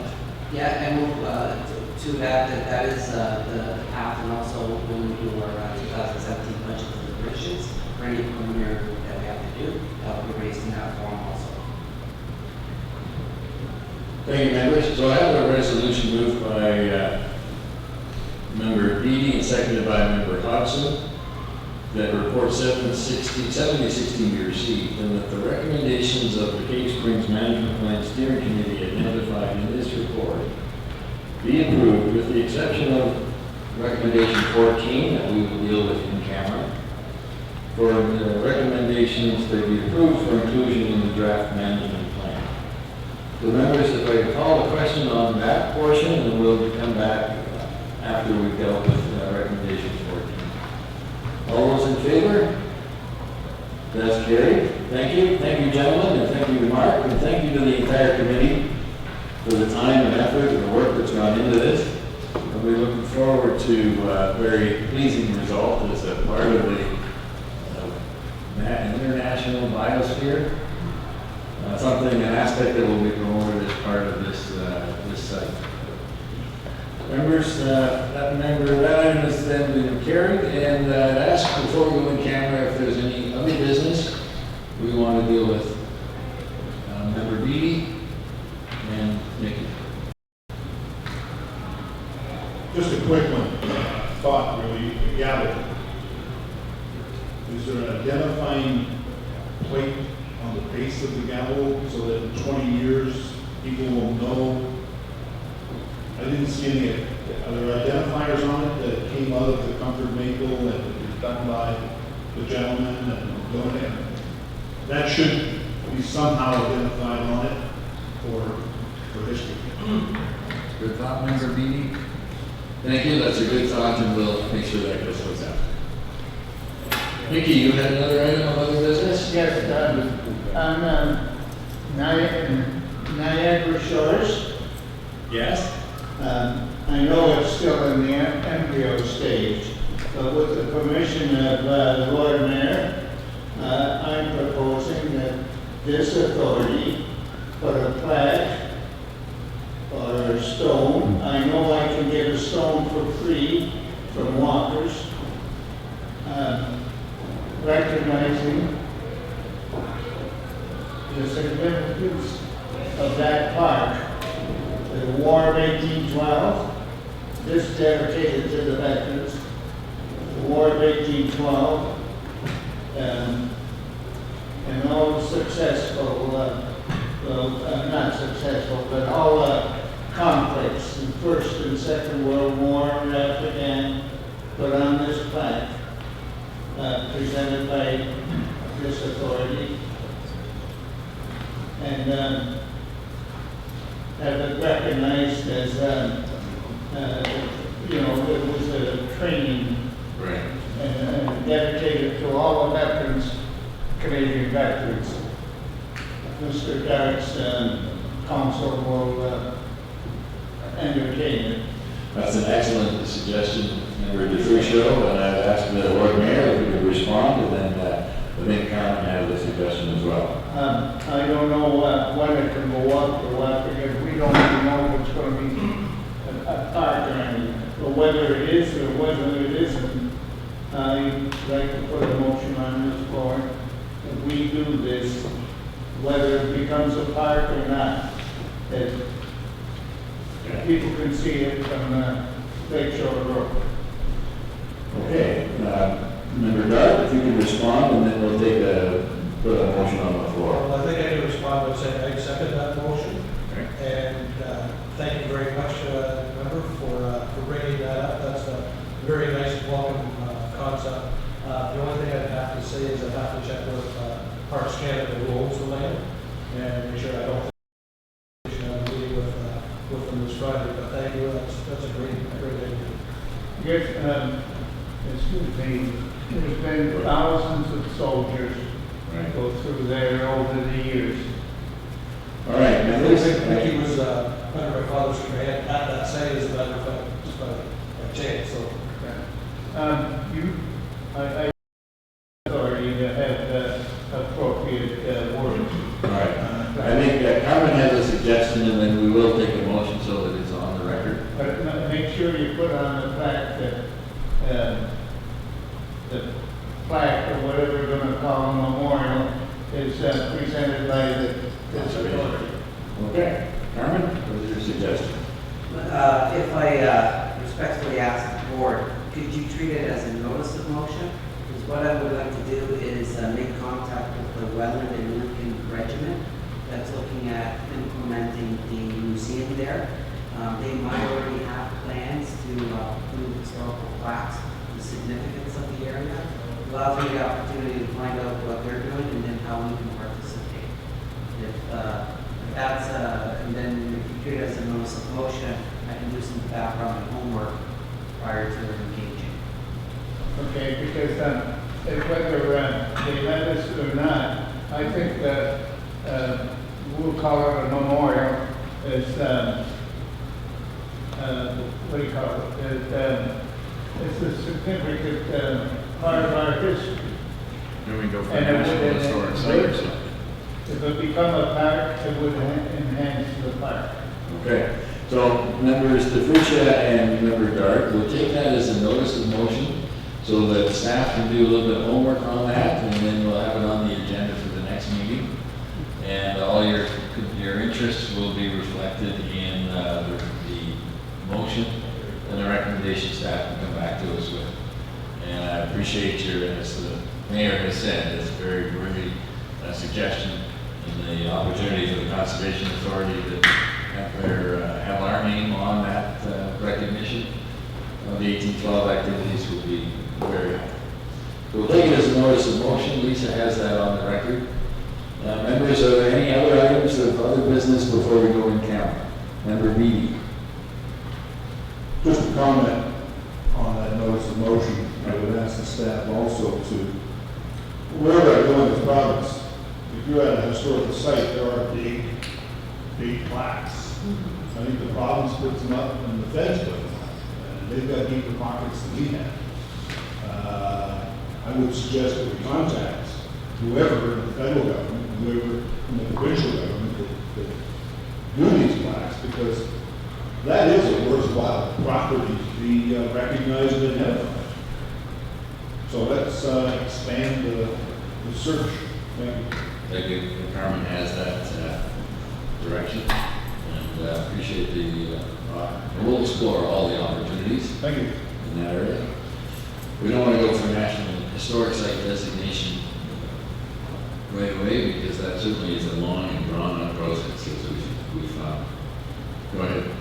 I just want to make one more comment. There are plans and funding already in place for the military museum on that site also, so we can be coordinated with that. Excellent. Well, I appreciate the suggestion, and we'll search out all the opportunities and have a substantial report ready to back up that motion at the next meeting of this authority.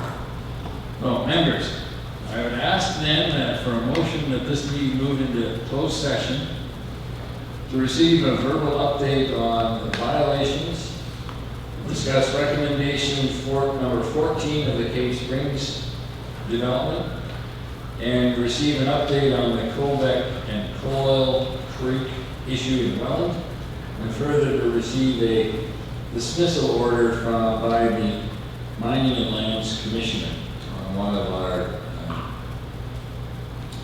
issues. Okay. I'll take the mover as member Sheridan and member Beatty. Member Quirk. I just wanted to pose a question as to why the decision is in closed session and aren't considered as public documents opposed to some. We may want to discuss the issue in camera, but certainly when we come out of camera, we can receive it publicly then at that point. Carmen? The board has to make a decision on the dismissal, whether it chooses to appeal. Okay, members, I have a mover and a seconder. All those in favor? That's carried. Thank you. We'll take a few minutes break and then reconvene in camera.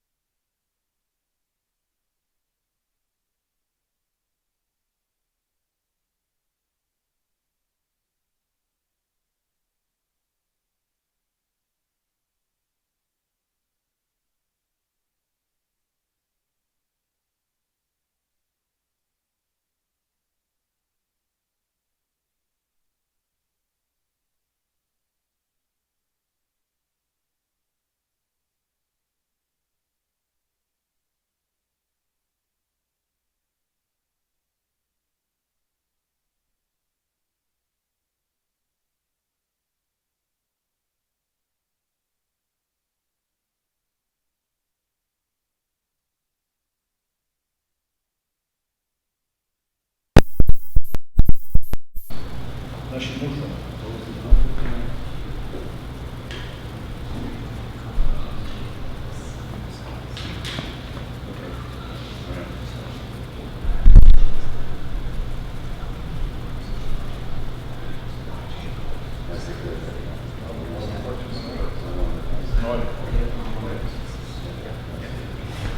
Thank you, ladies and gentlemen, and members. We'll reconvene in camera now, and to deal with the business that we discussed in camera, and we are now in public session. And with the, I've asked members for a mover and a seconder that staff follow the direction of the board with regard to recommendation number 14 from the Cave Springs Planning Committee, and further direction on the individual items of the reports on enforcement